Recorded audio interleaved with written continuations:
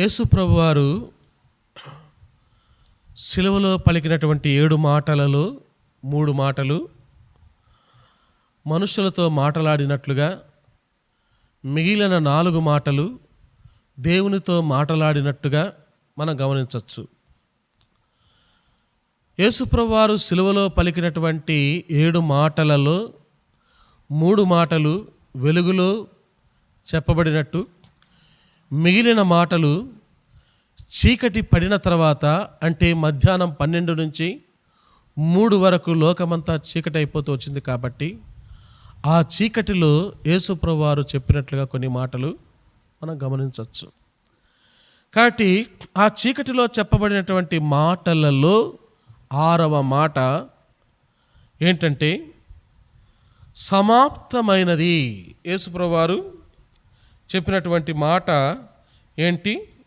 6వ మాట అంటే యోహాను రాసిన సువార్త 19వ అధ్యాయం 30వ వచనంలో సమాప్తమైనది అని చెబుతూ వచ్చినాడు. సమాప్తమైనది అనే పదము ఎప్పుడు వాడతారు? ఉదాహరణకి బైబిల్లో నుండి ఒక చక్కటి ఉదాహరణ మీకు చూపిస్తాను. సొలొమోను విస్తారమైన బంగారు చేత, వెండి చేత, శ్రేష్టమైన మ్రానులు తీసుకొని వచ్చి ఎంతో చక్కటి మందిరాన్ని కడతాడు సొలొమోను. ఆ మందిరం యొక్క పనంతా ముగించబడిన తర్వాత అక్కడ బైబిల్లో రాయబడిన మాట ఏంటంటే, మందిర పని సమాప్తము చేసిన తర్వాత, సమాప్తము చేయబడిన తర్వాత, సమాప్తము. యేసు ప్రభువారు కూడా చీకటిలో పలికినటువంటి మాటలలో 6వ మాట ఒక మాట ఏంటి? సమాప్తమైనది. ఇంతకు యేసు ప్రభువారు ఏమి పని చేసి సమాప్తమైందన్నాడు? యేసు ప్రభువారు సమాప్తమైంది అంటే ఏ విషయాలలో ఆయన ముగించి సమాప్తమైనది అని యేసు ప్రభువారు చెప్తూ వచ్చినాడు అని మనం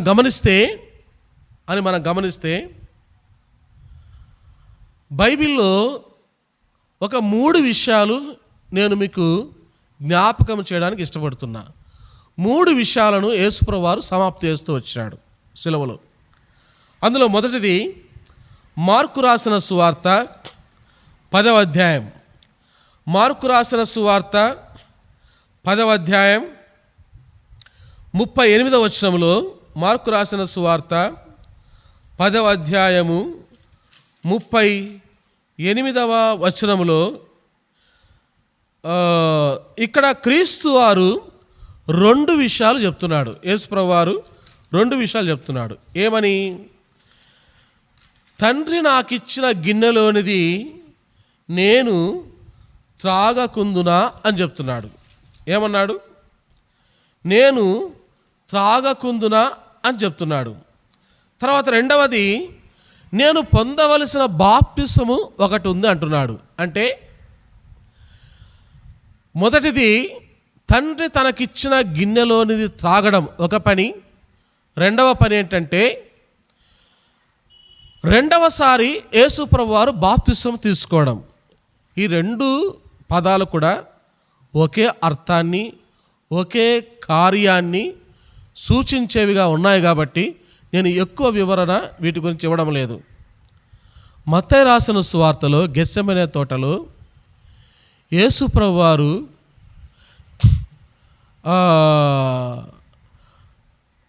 ఎక్కువ దుఃఖముతో తను ఉండి 3 సార్లు ప్రార్థన చేస్తూ ఏమంటాడంటే, 3 సార్లు తను చేసిన ప్రార్థనలో, తండ్రి నీ చిత్తమైతే ఈ గిన్నె నా యొద్ద నుండి తొలగించుము, ఆయనను నీ చిత్తమే అంటాడు.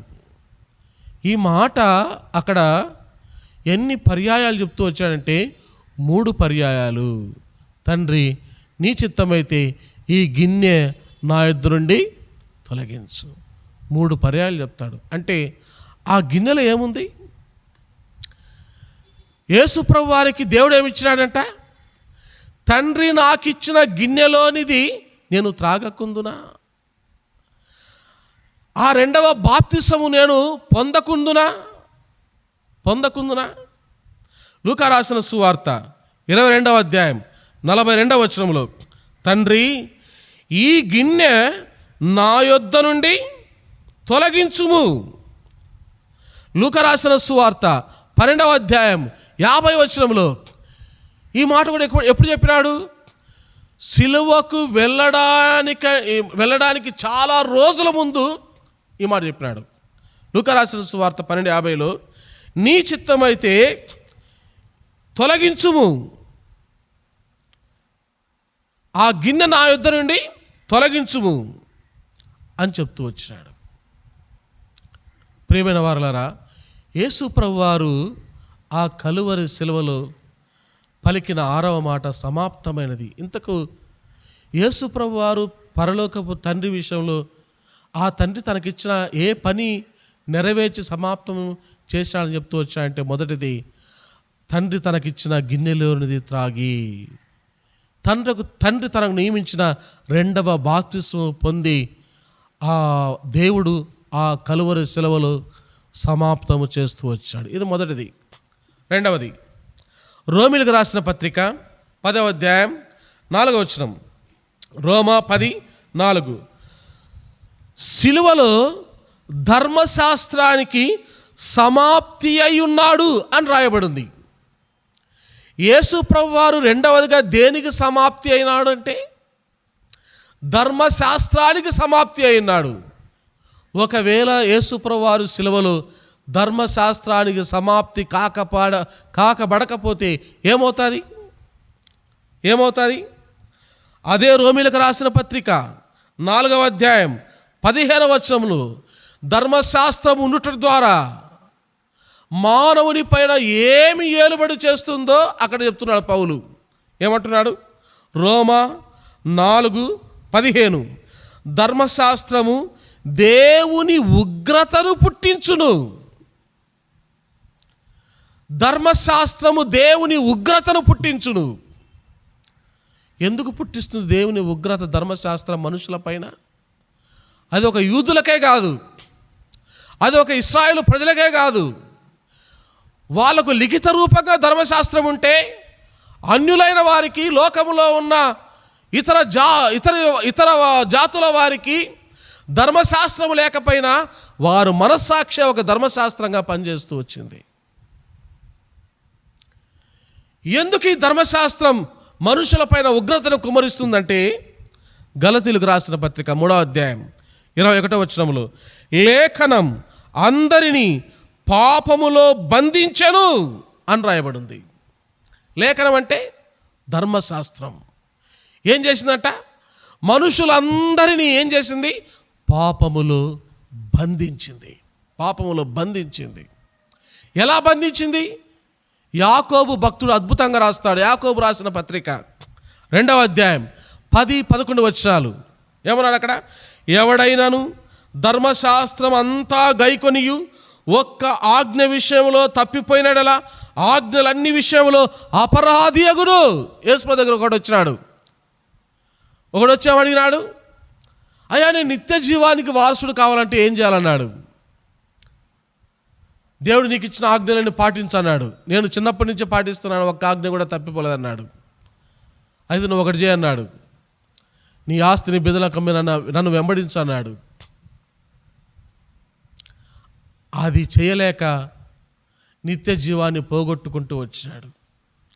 ధర్మశాస్త్రమంతా పాటించి ఒక్క ఆజ్ఞలో తప్పిపోయిన మనిషి పాపములో ఉన్నట్టే. మానవుడు శాపగ్రస్తుడే, మానవుడు దేవుని ఉగ్రత కింద ఉన్నవాడే. అందుకని గలతీయులకు రాసిన పత్రిక 3వ అధ్యాయం 10వ వచనంలో ఏం రాయబడింది?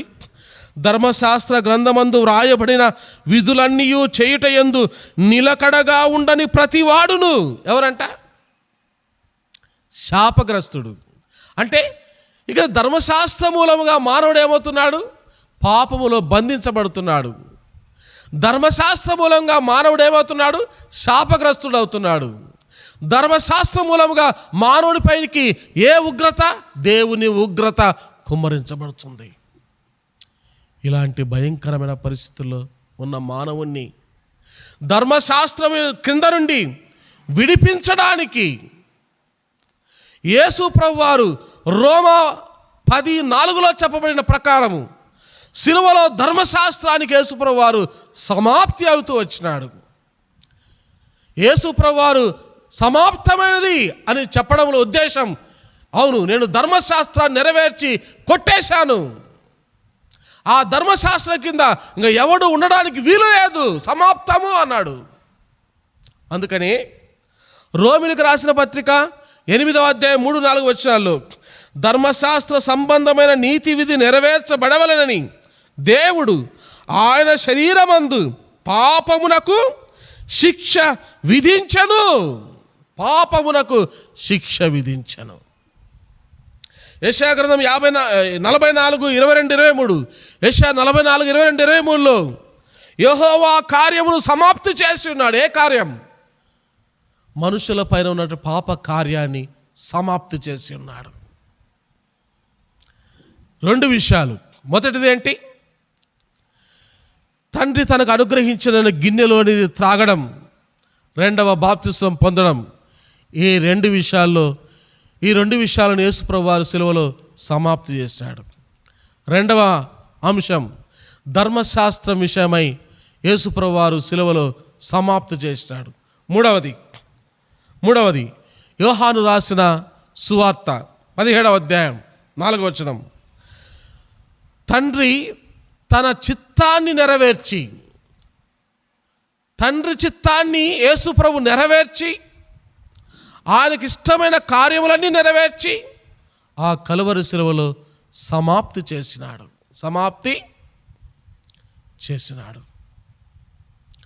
ఇక్కడ 3 విషయాలు మరొకసారి గుర్తు చేసి ముగిచ్చేస్తాను.